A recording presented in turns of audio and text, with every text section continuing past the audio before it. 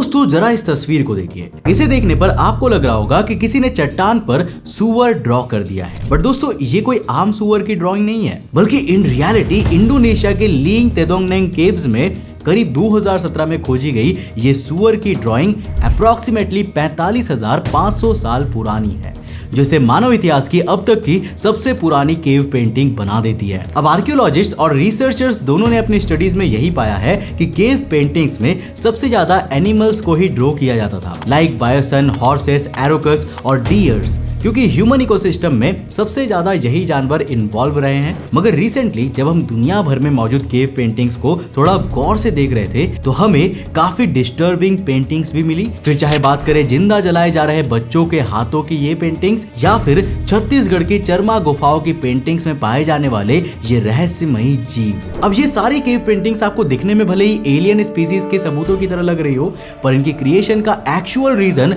आपको Indian YouTube में शायद किसी ने भी नहीं बताया होगा। और आज की इस वीडियो में हम इन्हीं एक्स्ट्रा टेरेस्ट्रियल पेंटिंग्स की असली हकीकत का पर्दाफाश करने वाले हैं। तो हेलो गाइस, मैं हूं कौशिक और चलिए शुरू करते हैं एक और नए एपिसोड को।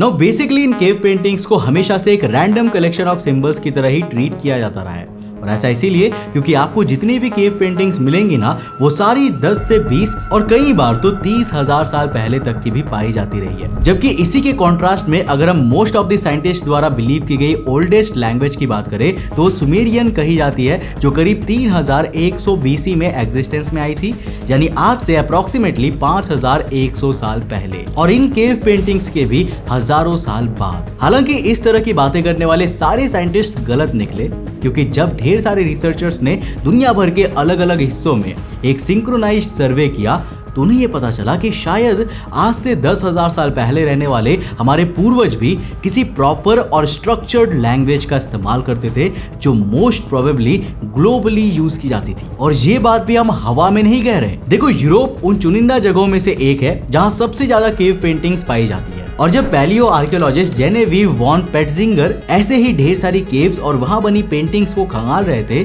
तो उन्होंने आइडेंटिफाई किया कि ऑलमोस्ट हर केव में करीब 32 ऐसे सिंबल्स थे जो रिपीटेडली यूज हो रहे थे, वो भी किसी पैटर्न की तरह, जैसे हर एक ऑक्यूरेंस में वो किसी न किसी तरह का मैसेज कन्वे कर रहे हो। वो 32 सिंबल्स कुछ इस तरह के थे जैसा कि आप इस वक्त अपनी स्क्रीन पर देख रहे हैं, बट ये एग्जैक्टली क्या सिग्निफाई करते थे इसको लेकर सभी लोग अपनी अलग अलग इंटरप्रिटेशंस देते हैं। कुछ लोग तो ये तक क्लेम करते हैं कि ये 32 सिंबल्स दुनिया की बाकी जगहों जैसे ऑस्ट्रेलिया, अफ्रीका, मलेशिया और इवन इंडिया तक की केव पेंटिंग्स में आइडेंटिफाई किए गए हैं, बट इस बात को कितना सही माना जा सकता है इसका कोई भी क्रेडिबल सोर्स या रिसर्च हमारे पास नहीं है। अब अगर ये बात गलत निकली तब तो कोई बात नहीं है, लेकिन अगर ये फैक्ट है तो इसका मतलब सुमेरियन डेवलप होने से कई हजार साल पहले ही हमारे पूर्वज किसी एंशिएंट लैंग्वेज को रिटन फॉर्म में यूज किया करते थे, जिसे हम डिसाइफर ही नहीं कर पा रहे। हालांकि ये फैक्ट हमें लेकर आता है दुनिया की सबसे पॉपुलर केव पेंटिंग्स में से एक कुएवा दे लास मानोस की तरफ। एक ऐसी पेंटिंग जिसे पहली नजर में देखकर कई लोग इसे एक ट्रैजिक इंसिडेंट की एंशिएंट मेमोरी या किसी मैसेज का डिस्क्रिप्शन समझ लेते हैं, जबकि इसका असल मतलब इस केव के नाम के ट्रांसलेशन में ही है। कुएवा दे लास मानोस का मतलब होता है केव ऑफ हैंड्स, और ये इस पूरी गुफा की इकलौती ऐसी पेंटिंग नहीं है जिसमें हैंड्स का यूज किया गया हो, बल्कि ये केव भरी हुई है एंशिएंट आर्टिस्टिक अप्रोच से, जिसमें आप देख सकते हैं कि किस तरह अलग अलग लोगों के हैंड प्रिंट्स यहाँ पर ढेर सारे सिनेरियोस को रिप्रेजेंट कर रहे हैं। इन शॉर्ट, यहाँ ये सारे हाथ किसी तरह के मासेकर या बुरी घटना की निशानी नहीं है, बल्कि कुछ जहाँ आर्टिस्ट द्वारा की गई कारीगरी के तहत बनाए गए हैं, तो वहीं पर कुछ केवल एक पार्ट ऑफ मेमोरी की तरह पत्थरों में पिरोए गए हैं। ठीक उसी तरह जैसे आजकल के माँ बाप अपने बच्चों के हैंड प्रिंट्स को कागज में छापकर मेमोरी के लिए रख लेते हैं। खैर, ये तो हो गई बात हाथों की, जो ऑब्वियसली इंसानों के ही होते हैं। मगर जब हमने दुनिया भर में मौजूद इन केव्स को और छाना तो हमें कई गुफाओं में काफी अजीब पेंटिंग्स भी देखने को मिली। शुरुआत करते हैं भारत के छत्तीसगढ़ में मौजूद चरामा के गुफाओं से, जहां ना सिर्फ इस तरह के कई फिगर्स मिलते हैं जिनमें लंबे लंबे हाथ पैर वाले जीवों को पोर्ट्रे किया गया है, बल्कि कुछ आर्टिस्टिक पेंटिंग्स को देखकर तो ये तक कहा जा सकता है कि इन गुफाओं में यूएफओ भी बने हुए हैं, but that is not it. देखो, भारत से करीब 13,000 किलोमीटर दूर अमेरिका के ऊटाह में मौजूद सेगो कैनियंस की पेंटिंग्स तो और ज्यादा मिस्टीरियस बन जाती है, जहाँ कुछ में आपको स्ट्रेंज सुपीरियर बीइंग्स देखने को मिल जाते हैं, तो वहीं कुछ में आपको लोग किसी मिस्टीरियस ऑब्जेक्ट या फिगर का चारों ओर घेरा बनाकर खड़े हुए दिखेंगे। अब एक पेंटिंग तो ऐसी भी थी जिसमें लोगों के हाथों या फिर पीठ से पंख जैसा कुछ बाहर निकला हुआ दिखाई देता था। मगर ये सारे ना बच्चे हैं ऑस्ट्रेलिया में मौजूद वेंडजिना केव के, क्योंकि उस गुफा की दीवारों में तो आज से 4000 साल पहले लिटरली ऐसे ही जीव ड्रॉ किए गए हैं जिनको हम एलियंस की तरह इमेजिन करते हैं। इन सभी सबूतों को देखकर बहुत से लोग कन्विंस हो गए होंगे कि हाँ, एलियंस ने सच में इंसानों से आज से हजारों साल पहले कांटेक्ट किया होगा। पर वैज्ञानिकों का इन चीजों का देखने का नजरिया काफी अलग है और काइंड ऑफ लॉजिकल ज्यादा है। देखो, स्टार्टिंग करते हैं चरमा से, जो बातों में तो बहुत हाइप्ड अप जगह लग रही थी, मगर जब इसके ऊपर रिसर्च की गई ना तो सब कुछ झूठ निकला। देखो, इनिशियल डिस्कवरी के समय यही बताया जाता था कि ये पेंटिंग्स करीब 10,000 साल पहले बनाई गई थी, लेकिन इसी दावे को सुनकर जब French scientist Jean Clottes rock art historian doctor Meenakshi Dubey के साथ इंडिया रिसर्च टूर पर आए तो उन्होंने पूरी कहानी ही पलट दी और ये बोल दिया कि ये किसी एलियन की तस्वीर नहीं है, बल्कि नॉर्मल ह्यूमन का इम्परफेक्ट पिक्टोरियल रिप्रेजेंटेशन है। बेसिक सैंपलिंग और रिसर्च की मदद से उन्होंने सबसे पहले ये आइडेंटिफाई करने की कोशिश की कि पेंटिंग्स आखिर बनाई किस चीज से गई थी और कितनी पुरानी थी। एंड टू एवरीवन सरप्राइज, ये पेंटिंग्स कुछ स्पेसिफिक मिनरल कलर से बनाई गई थी, जिनका इस रीजन में प्रचलन हार्डली कुछ सैकड़ों साल पहले शुरू हुआ था। जिसे देखते हुए जिन ने ये कंक्लूड किया कि ये पेंटिंग्स ज्यादा से ज्यादा 1000 साल पुरानी हो सकती है, पर 10,000 साल तो किसी भी हालत में नहीं है। अब अगर इस सीन से चरमा की गुफाओं को हटा भी दे तो भी अभी हमारे पास ऊटा और ऑस्ट्रेलिया की सबसे मिस्टीरियस डिपिक्शंस बचती है। And after studying history, paintings and geography for a while, scientist को इन सभी केव पेंटिंग्स और इनकी लोकेशंस में एक सिमिलैरिटी देखने को मिली,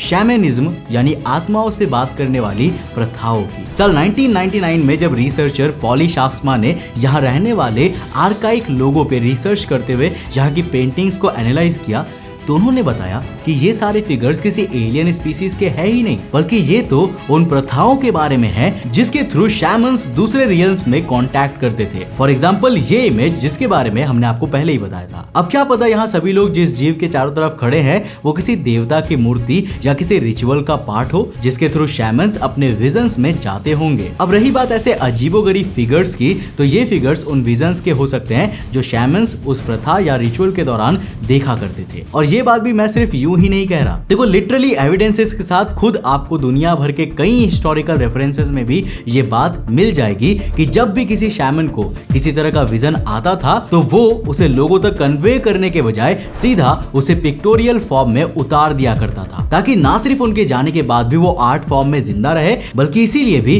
कि अगर उनमें कोई प्रोफेसी लिखी हो तो उसे आइडेंटिफाई भी किया जा सके। जिस वजह से इसके बहुत हाई चांसेस है कि ऊटा, ऑस्ट्रेलिया और ऐसी ढेर सारी जगह जहां इस तरह के अजीबोगरीब पेंटिंग्स मिलती है उनका रियल लाइफ से कोई कनेक्शन नहीं है, बल्कि वो तो किसी प्रथा के दौरान शैमन्स द्वारा दिखे गए विजन्स हो जिसे उसने केव्स में उकेर दिया हो। नाउ इस चीज के रिसर्च में हमें एक और इंटरेस्टिंग एंगल भी मिला और वो था